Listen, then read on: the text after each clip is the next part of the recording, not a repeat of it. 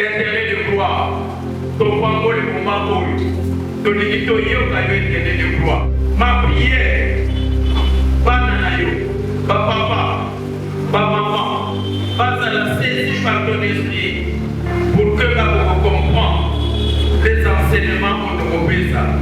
Deutéronome chapitre 8, verset 17 à 18. Donc, vous allez sur 2 Corinthiens chapitre 8, verset 9. Donc, on a la lecture sur la AG chapitre 2, verset 3 au 7 virgule. Donc, on a la lecture sur verset 9. Donc, nous sommes ça, 1 Chronique chapitre 29, verset 12. Donc, on sautait le verset 14.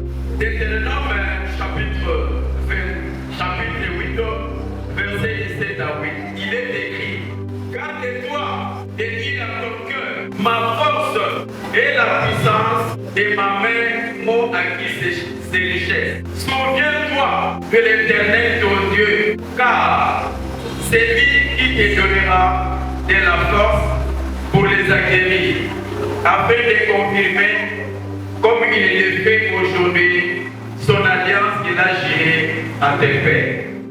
2 Corinthiens chapitre 8, verset 9. Jésus s'est appauvri afin que vous deveniez riches. Lisons Agé chapitre 2, verset 3. Quel est parmi vous les survivants qui ont vu cette maison dans sa gloire première? Et comment la voyez-vous maintenant, telle qu'elle est?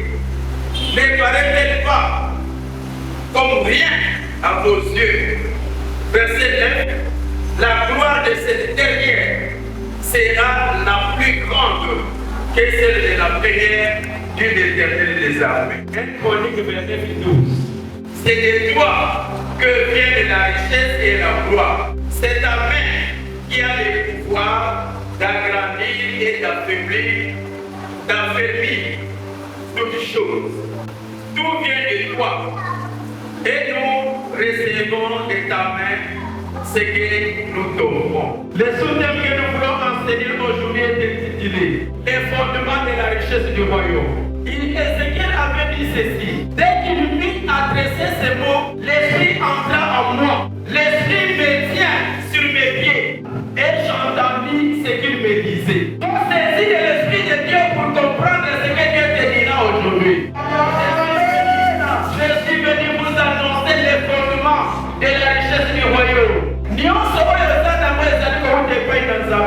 Tout ce que tu as vient de Dieu, quelles que soient les fois que tu as emprunté pour la foi, ne sachez qu'à l'origine il y a Dieu. La santé que tu as vient de Dieu. Il avait dit ceci aux enfants d'Israël. Il a insisté, il dit: garde-toi de dire entre ton cœur. Garde-toi de dire en ton cœur. Ma force et la puissance de ma main m'ont acquis mes richesses. La force de ma main m'a aidé d'avoir ces richesses. Garde-toi de dire cela, Israël. Non, c'est pas Israël de dire cela. Ne tiens pas ces propos, Israël. C'est par la force de l'Éternel que vous avez acquis ces choses. C'est par la puissance de la main de l'Éternel que vous avez acquis ces choses. Et l'Éternel dit à Israël: souviens-toi de moi. N'oublie pas ton Dieu. Ce matin, reçois la parole de la fortune de puissance céleste. Reçois la parole qui vient tout droit de Dieu par rapport à la puissance financière. Entre dans une nouvelle alliance de la fortune financière. Souvenez-vous de ce que Jésus avait dit à la foule quand il enseignait. Jésus avait dit à la foule: ces choses que je vous enseigne, vous les connaissez, car le secret du royaume est pour vous. Les mystères du royaume est pour vous. Mais ceux qui sont dehors, nous les parlons en parabole.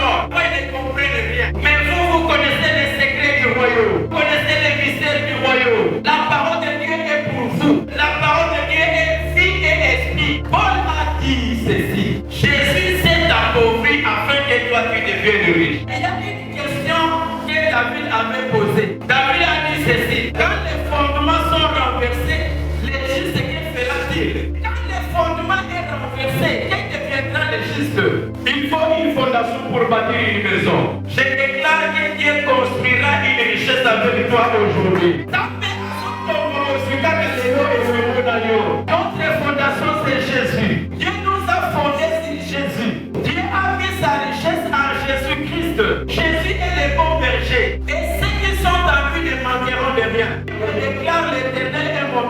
je ne manquerai de rien. Nous avons été fondés sur Jésus. Nous ne manquerons de rien. Il y a quelqu'un qui n'a pas encore très bien saisi le message. Je suis en train de dire ceci. Jésus a donné un avertissement. Il a dit ceci. C'est pourquoi quiconque entend ces paroles et les met en pratique, il est semblable à une personne qui a bâti sa maison sur les rocs. Il insiste sur le fait que nous devons mettre la parole de Dieu en pratique. Souvenez-vous de l'histoire de Noé. Noé a entendu et pratiqué les instructions de Dieu. Noé a entendu la voix de Dieu. Il a partagé cette même parole aux autres comme nous le faisons aujourd'hui.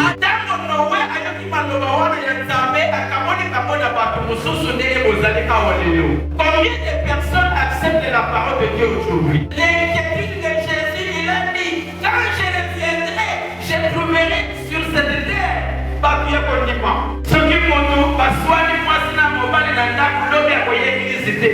Alors que c'est l'effet de commencement. Les grandes épreuves ne sont pas encore là. On est au début. Noé a bâti l'autel pour l'Éternel. Dieu a senti une bonne odeur par rapport à ce que Noé avait mis à l'autel. Dieu a décidé, Dieu a juré, désormais, de ne maudire jamais la terre. Montons à la montagne de l'Éternel, à la maison du Dieu de Jacob, afin qu'il nous enseigne ses voies et que nous marchions dans ses voies. À la maison de Jacob, c'est là où Dieu nous enseigne ses voies. Marchons dans les voies de l'Éternel. Les noms n'ont pas expliqué minute. Les 19 et les noms, et ça dit les fondements de la richesse du royaume. Il s'est adressé à Agé, prophète Agé, en disant ceci. Quel est parmi vous les survivants? Quel est parmi vous qui a vu ce temple dans sa gloire première? Et comment la voyez-vous aujourd'hui? La parole dit ceci. Ne la voyez-vous comme rien, mais il y a une promesse que Dieu donne par dessus. Il dit ceci. Cette dernière maison, la dernière maison, par rapport à la première maison, sa gloire sera plus grande que la première maison. David, son père, n'était pas du tout connu. Mais David était célèbre et connu. Ses enfants, en l'occurrence, Salomon, était connu et célèbre aussi. J'insiste sur le fait qu'il n'échouera pas. Il n'est pas destiné à l'échec, il n'échouera pas. Ta vie doit changer au mois de novembre, pas les mois à venir. Au mois de novembre, le Seigneur va changer. L'histoire va changer. Alléluia.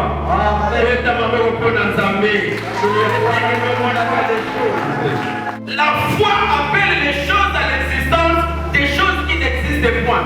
C'est la foi qui appelle les choses à l'existence. Crois seulement à ces messages. Et a insisté en disant à Zacharie. Zacharie chapitre 1 verset 17. Il insiste en disant, Zacharie, crie de nouveau. Dis ainsi parle l'Éternel. Ainsi parle l'Éternel des armées. Nos villes auront encore des biens en abondance. Nos maisons auront encore des biens en abondance. L'Éternel consolera encore Sion, maison de l'Éternel. L'Éternel choisira encore Jérusalem. La parole de Dieu est vie et esprit. La parole de Dieu déclare nos maisons auront encore des biens en abondance. Néanmoins, il y a quelques exigences qu'il faut noter. Dans l'acte 6, 17. Ne vous y trompez pas. On ne se moque pas de Dieu. Ce qu'un homme aura semé, il le moissonnera aussi.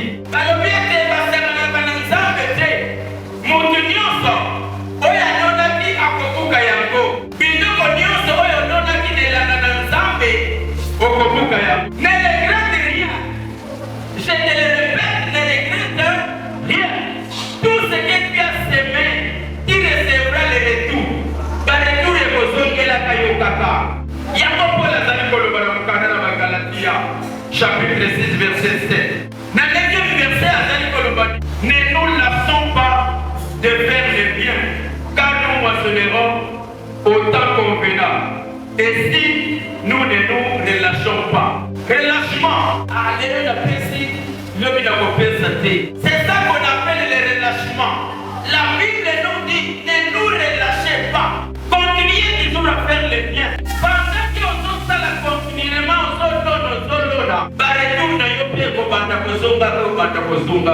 on ne se moque pas de Dieu. auprès de Dieu, il y a l'accroissement. Luc chapitre 6, verset 38. Donnez et il vous sera donné. Salomon, mwana David, ayebaka secret et kopesa epai na Nzambe. Agamayon, un lieu très élevé de sacrifice. Et Salomon régulièrement allait à Gabaron pour offrir des sacrifices et des très hauts sacrifices. Dieu a apparu la nuit en songe. À quel moment Salomon? Alors Salomon, j'ai vu des sacrifices que tu m'as donnés à l'autel. Maintenant, je suis venu te dire, demande-moi ce que je veux, ce que tu veux que je te donne. Puis d'ailleurs, Dieu soit le sang dans ta bouche d'Nzambe et quand on pas une ampoule d'Nzambe. Yamo, parole de Dieu, tout vient de l'Éternel. Chata, son bon Dieu, mon amour pour nous. Et où Dieu pas une Dieu sur l'Éternel. C'est désormais que nous recevons ce que nous te donnons. Béni l'Éternel de gloire, nous attendons nos retours. L'hypothèse de la retour. Merci Seigneur éternel. Merci pour la journée. Merci pour les enseignements. Merci pour les offrandes. Merci pour les témoignages. Merci pour les cantiques. Merci pour la présence de tout un chacun. Amen.